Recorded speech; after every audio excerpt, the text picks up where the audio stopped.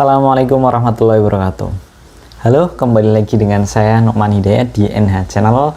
Untuk kali ini kita akan membahas mengenai respiratory and circulatory system, atau kata lainnya adalah sistem pernafasan dan juga sistem sirkulasi. Tentunya yang akan saya bahas di sini terkait komoditas unggas.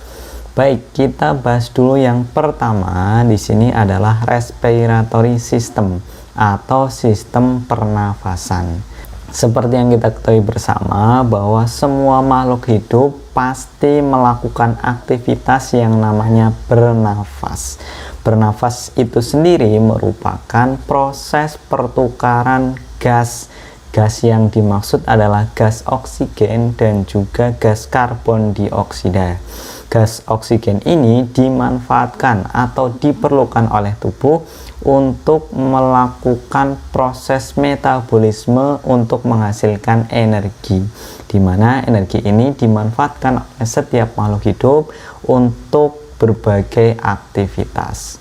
Kemudian hasil sampingan dari proses metabolisme yang dilakukan sel di dalam tubuh nantinya akan menghasilkan karbon dioksida, di mana gas karbon dioksida ini akan dikeluarkan keluar tubuh. Jadi proses pertukaran tersebut melalui mekanisme pernafasan. Oke, dan alhamdulillah di alam ini ternyata ada makhluk yang bisa mengubah karbon dioksida menjadi oksigen melalui proses fotosintesis, dan makhluk tersebut adalah tumbuhan. Bisa dibayangkan ketika tumbuhan ini tidak diciptakan oleh Allah Subhanahu wa taala, bisa jadi semua makhluk hidup terutama manusia yang memerlukan oksigen lama-kelamaan akan kekurangan oksigen. Nah, ini salah satu kondisi yang memang perlu harus kita syukuri, bahwa Allah sudah menciptakan tumbuhan sehingga terjadi keseimbangan antara oksigen dan karbon dioksida. Oke, jadi memang kita harus mensyukuri nikmat yang telah diberikan oleh Allah Subhanahu wa taala.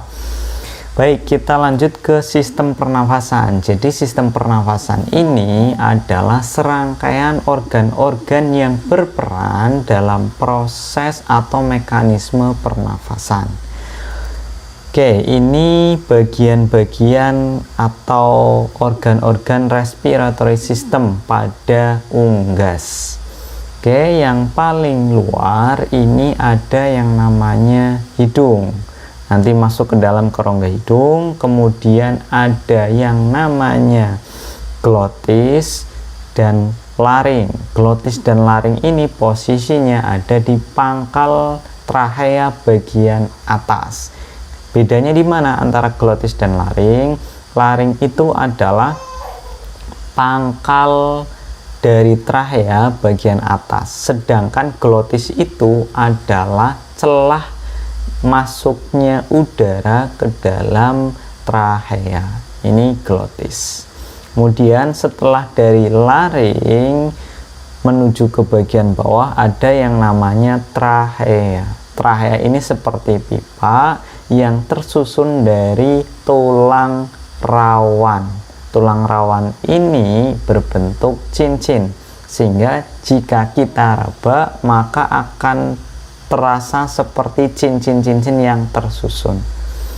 Setelah dari trachea turun ke bawah, di sini di pangkal bagian bawah trachea ada yang namanya siring. Siring, di dalam siring itu terdapat lipatan-lipatan berupa selaput, di mana selaput ini jika dia bergetar maka akan mengeluarkan suara. Jadi dengan kata lain, siring ini fungsinya adalah untuk mengeluarkan suara pada ternak. Oke, bisa juga kalau pada manusia bisa mengeluarkan suara ya karena ada siringnya, atau nama lainnya adalah kotak suara atau pita suara. Oke, setelah siring nanti akan ada percabangan, namanya adalah bronchus. Jadi ada bronchus kanan, bronchus kiri, kemudian bronchus juga akan bercabang, namanya adalah mesobronchus. Ketika dia di bagian depan itu namanya adalah ventrobronchus, sedangkan di bagian dorsal atau bagian punggung belakang namanya dorsobronchus. Nah, ventrobronchus dan dorsobronchus ini dihubungkan oleh parabronchus, di mana nanti bronchus ini akan berhubungan dengan alveolus yang ada di dalam pulmo atau paru-paru, atau istilahnya yang lain adalah lung. Nah, di alveoli inilah terjadi pertukaran gas. Kemudian di saluran pernafasan unggas ini ada air sak atau kantong udara.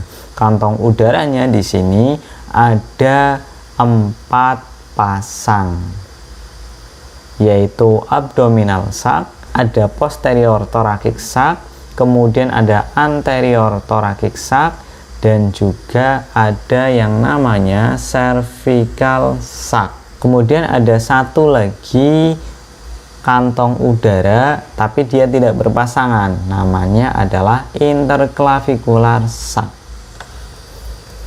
Oke, untuk tahapan sistem respirasi itu ada 3. Yang pertama adalah ventilasi, yang kedua adalah difusi, yang ketiga adalah transportasi.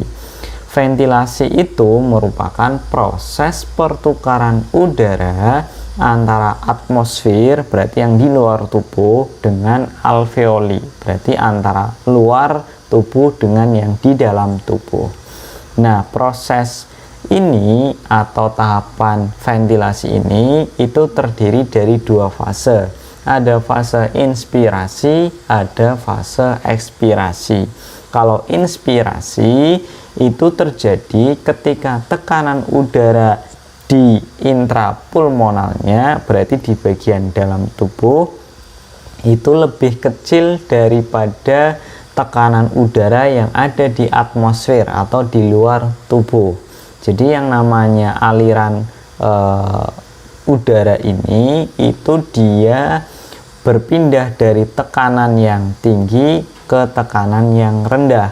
Berhubung tekanan udara di intrapulmonalnya atau di dalam paru-parunya lebih kecil dari atmosfer, maka akan terjadi aliran udara dari luar tubuh masuk ke dalam tubuh. Makanya disebut inspirasi. Kemudian kalau fase ekspirasi kebalikannya dari inspirasi. Berarti ekspirasi itu terjadi ketika tekanan udara di intrapulmonalnya atau di dalam paru-parunya itu lebih besar daripada tekanan udara di atmosfer, sehingga udara akan keluar dari dalam tubuh menuju keluar tubuh. Nah, kemudian untuk tahapan yang kedua itu adalah difusi. Maksudnya difusi itu apa? Difusi itu adalah proses pertukaran gas. Gas di sini gas O2 dan juga CO2. O2 itu yang digunakan oleh tubuh untuk proses metabolisme menghasilkan energi, sedangkan CO2 ini adalah gas hasil dari proses metabolisme yang dilakukan oleh tubuh yang harus dikeluarkan keluar tubuh. Nah, proses pertukaran gas ini itu terjadi di alveoli dengan kapiler darah. Kenapa bisa terjadi pertukaran gas? Itu karena adanya perbedaan tekanan. Jadi gas ini, gas O2 dan CO2 itu bisa berdifusi, maksudnya berdifusi berarti berpindah ya, dari tekanan yang tinggi ke tekanan yang rendah. Jadi ketika tekanan O2 di alveolinya tinggi, sedangkan di dalam darah rendah, maka akan terjadi proses perpindahan gas O2 yang ada di alveoli menuju ke darah. Begitu juga sebaliknya, ketika di dalam darah CO2-nya tinggi, kemudian di alveoli CO2-nya rendah, maka CO2 yang ada di dalam darah akan berpindah ke alveoli yang selanjutnya akan dikeluarkan keluar tubuh.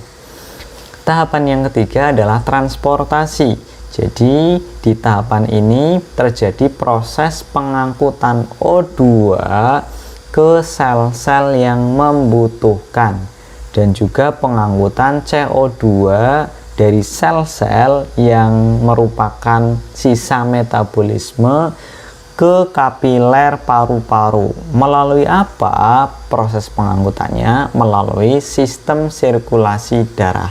Makanya di pembahasan kali ini itu antara sistem pernafasan dan sistem sirkulasi itu menjadi satu bagian, menjadi satu paket karena saling terkait. Oke, mekanisme ventilasi. Jadi mekanisme ventilasi ini akibat dari kerja otot-otot respirasi, sehingga ada aliran udara yang masuk dan keluar tubuh. Oke, pada tahapan inspirasi, maka yang berperan di sini adalah otot-otot inspirasi. Otot-otot inspirasinya itu berkontraksi. Apa saja otot-otot inspirasi? Itu ada musculus calenus, ada musculus intercostalis interni kedua, ada musculus intercostalis externi, kecuali yang kelima dan keenam, ada musculus levatores costarum, dan juga ada musculus serratus dorsalis. Jadi otot-otot inilah yang merupakan otot inspirasi. Nah, otot ini itu berkontraksi ketika inspirasi, sehingga volume rongga dadanya membesar. Ketika volume rongga udara besar, berarti tekanan udara di air sak atau di kantong udaranya itu lebih kecil daripada tekanan udara di luar tubuh, sehingga udara akan masuk ke dalam air sak melalui paru-paru. Kemudian ketika fase ekspirasi, maka yang berperan di sini adalah otot-otot ekspirasinya. Apa saja otot-otot ekspirasi? Itu ada musculus intercostalis externi kelima dan keenam, ada musculus intercostalis interni ketiga dan kelima, ada musculus contosternalis pars minor, ada musculus transversus abdominis, kemudian ada musculus obliqua abdominis internus, kemudian juga ada musculus rectus abdominis, dan juga musculus serratus ventralis. Nah, otot-otot ini itu berkontraksi ketika ekspirasi, sehingga volume rongga dadanya mengecil. Ketika volume rongga udara mengecil, berarti tekanan udara di air saknya itu lebih besar daripada tekanan udara yang di luar tubuh, sehingga udara itu yang dari dalam akan keluar dari tubuh melalui paru-paru. Nah, ini gambaran dari proses inspirasi dan juga ekspirasi. Tahapan bagaimana mekanisme difusi dan transportasi O2 dan CO2 di dalam tubuh. Ini yang sebelah kiri itu adalah proses pertukaran O2 dan CO2 di alveolus dengan di darah. Yang B yang sebelah kanan itu adalah proses pertukaran O2 dan CO2 di darah dengan di sel tubuh. Oke, kita mulai dari yang O2 dulu ya. Ketika proses inspirasi, berarti di sini alveolinya mengembang. Artinya udara di sini semakin banyak. Di dalam udara itu ada terkandung oksigen. Berarti oksigen di sini akan semakin tinggi. Ketika di alveoli O2-nya tinggi, sedangkan di dalam darah itu kan O2-nya sudah rendah. Kenapa kok sudah rendah? Karena sudah diedarkan ke sel-sel tubuh, sehingga terjadi perbedaan tekanan. Maksudnya perbedaan tekanan, O2 di alveoli kan tinggi, sedangkan di darah rendah. Berarti dia akan berdifusi dari yang tekanannya tinggi ke tekanan yang rendah. Atau gampangannya dari konsentrasi O2 yang tinggi berpindah ke konsentrasi O2 yang rendah. Jadi dari alveoli O2 ini akan berdifusi ke dalam darah. Nah, di dalam darah itu salah satunya terkandung Hb atau hemoglobin, di mana hemoglobin ini berperan dalam mengikat oksigen. Nah, O2 yang tadi berpindah ke darah akan diikat oleh hemoglobin untuk membentuk oksihemoglobin. Oke, kemudian O2 yang diikat oleh hemoglobin nanti akan dialirkan ke sel-sel yang membutuhkan. Artinya di dalam darah ini kan tadi sudah ada proses difusi dari alveoli ke darah. Otomatis di dalam darah konsentrasi O2-nya semakin tinggi.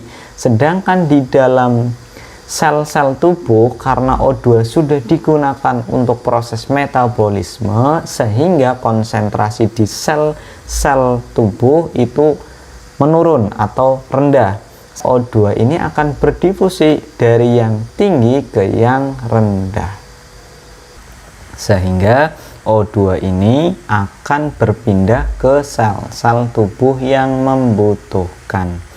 Nah, di samping itu berarti di sel-sel tubuh ini akan semakin banyak CO2 yang dihasilkan karena dari proses metabolisme, sehingga kadar CO2 di dalam sel tubuh ini meningkat atau lebih tinggi dibandingkan CO2 yang ada di dalam darah, sehingga CO2 ini akan berdifusi atau berpindah ke darah.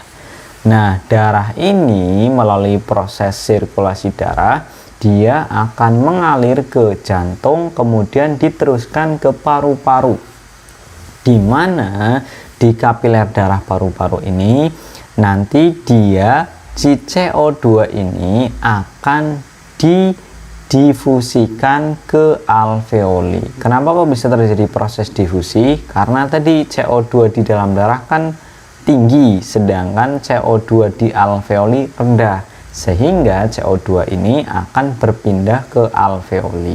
Kemudian CO2 ini akan dikeluarkan keluar tubuh melalui proses pernafasan. Oke. Ini untuk mekanisme difusi dan transportasi O2 dan CO2 di dalam tubuh.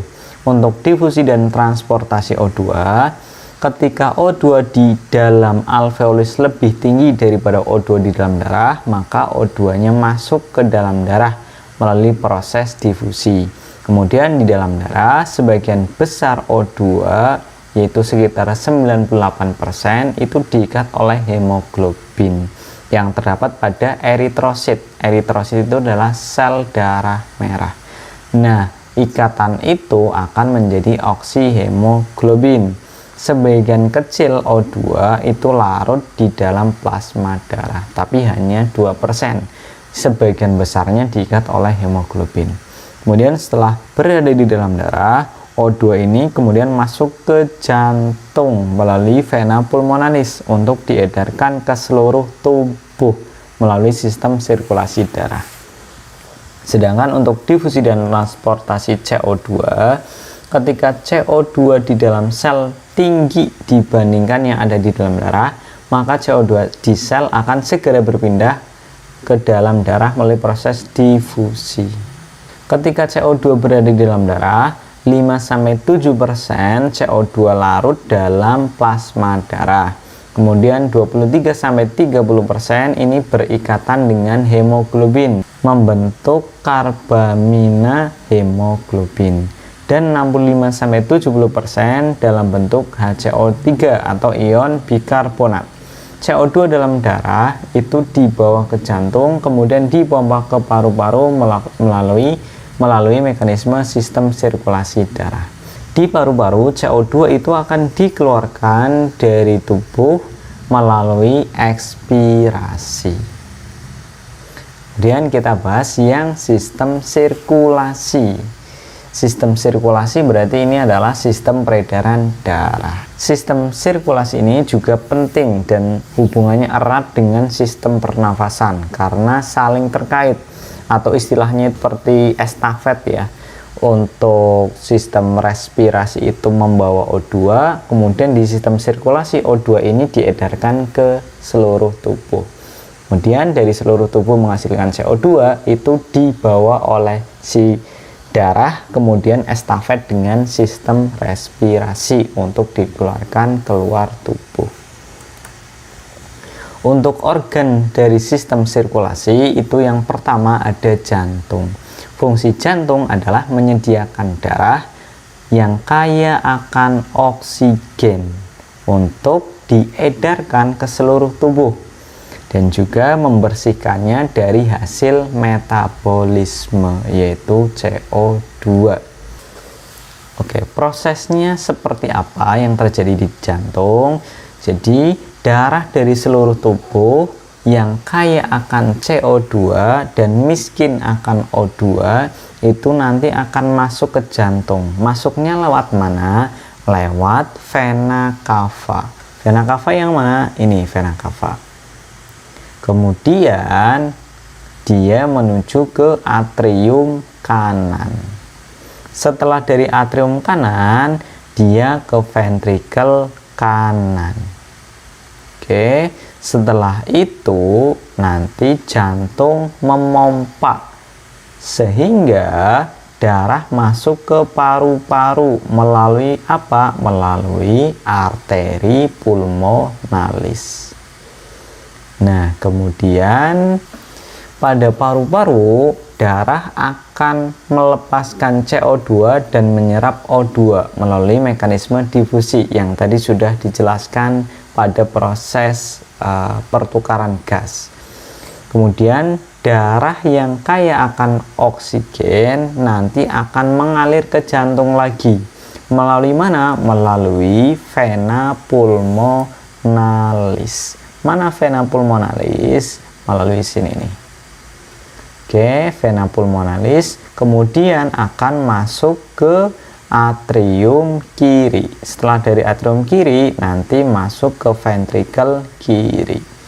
Dan dari sini jantung memompa sehingga darah ini akan dibawa atau dialirkan ke seluruh tubuh kecuali paru-paru ya. Melalui mana? Melalui pembuluh aorta ini. Oke. Kemudian ada yang namanya pembuluh darah. Pembuluh darah itu ada 3. Ada pembuluh darah arteri, ada vena, ada kapiler. Bedanya di mana? Kalau arteri itu dia membawa darah dari jantung ke seluruh tubuh. Itu arteri terbesar yaitu aorta. Sedangkan kalau arteri pulmonalis dia membawa darah yang terdeoksigenasi dari jantung ke paru-paru. Oke, jadi gampangannya kalau arteri itu yang meninggalkan jantung, sedangkan kalau vena yang menuju ke jantung. Nah, vena juga ada vena terbesar namanya vena cava. Fungsinya membawa darah dari seluruh tubuh ke jantung. Sedangkan kalau vena pulmonalis dia membawa darah dari paru-paru ke jantung. Kemudian ada pembuluh kapiler. Pembuluh kapiler ini maksudnya adalah pembuluh darah yang sangat kecil di mana fungsinya adalah untuk pertukaran gas. Gas yang dimaksud di sini berarti antara lain adalah gas CO2 dan O2 yang berperan dalam proses metabolisme tubuh. O2 digunakan sedangkan CO2 adalah hasil dari metabolismenya. Oke, organ yang berikutnya adalah darah. Jadi darah ini ada 3 jenis. Ada yang namanya leukosit, ada yang namanya eritrosit, ada yang namanya trombosit. Fungsinya apa? Kalau leukosit ini atau nama lainnya adalah sel darah putih, dia fungsinya melindungi tubuh dari bibit penyakit atau dari kuman. Sedangkan kalau eritrosit, dia fungsinya adalah mengangkut oksigen melalui pengikatan yang dilakukan oleh hemoglobin. Jadi hemoglobin ini salah satu kandungan di eritrosit yang tadi sudah kita bahas. Dia fungsinya mengikat oksigen, di mana oksigen ini nanti diperlukan oleh seluruh tubuh dalam proses metabolisme sel-sel untuk menghasilkan energi. Kemudian trombosit ini adalah bahan awal pembekuan darah.